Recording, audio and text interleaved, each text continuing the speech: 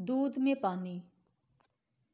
ایک گوالا تھا جو ایک پہاڑ کے دامن میں رہتا تھا، وہیں اپنی گائیں بھی رکھتا تھا۔ دن بھر گائیں ادھر ادھر گھاس چرتی رہتی، شام سے ذرا پہلے دودھ دھوتا اور اس میں بہت سا پانی ملا دیتا۔ قریب ہی ایک قصبہ تھا، شام کے اندھیرے میں دودھ لیے آتا اور خالص دودھ کے صدا لگا کر بیچ دیتا۔ ضرورت کی چیزیں خریدتا اور واپس اپنے ٹھکانے پر پہنچ جاتا۔ دودھ کے گاہک اکثر شکایت کرتے کہ دودھ پتلا ہے، اس میں پانی نہ ملایا کرو، مگر گوالا تھا کہ اس کان سنتا اور اس کان اڑا دیتا۔ وہ کہتا تو یہی کہتا، دودھ خشک تو ہوتا ہی نہیں۔ دودھ میں پانی کی ملاوٹ قدرتی امر ہے، میں پانی ملانے والا کون ہوں؟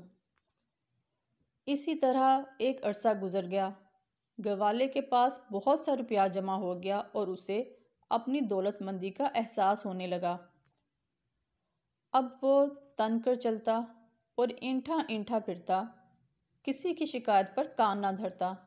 لالچ بڑھتا گیا اور وہ دودھ میں پہلے سے زیادہ پانی ملانے لگا۔ ایک دن یکا یک سیاہ گھٹا اٹھی، بڑھی، پھیلی اور آسمان پر چھا گئی۔ سورج کو اپنی لپیٹ میں لیا اور ہر طرف تاریک شامیانہ تن گیا۔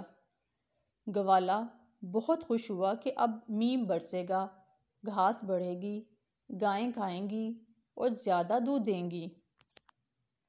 بس وارے نیارے ہو جائیں گے۔ بادل گرجا، بجلی چمکی، بوندیں ٹپکیں اور موسلادھار بارش ہونے لگی۔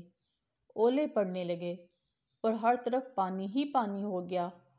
پہاڑوں سے پانی کا سیلاب اترا اور اس شدت سے بڑھا کہ گوالے کی ساری گائیں اور جو کچھ گھر میں جمع تھا بہا کر لے گیا۔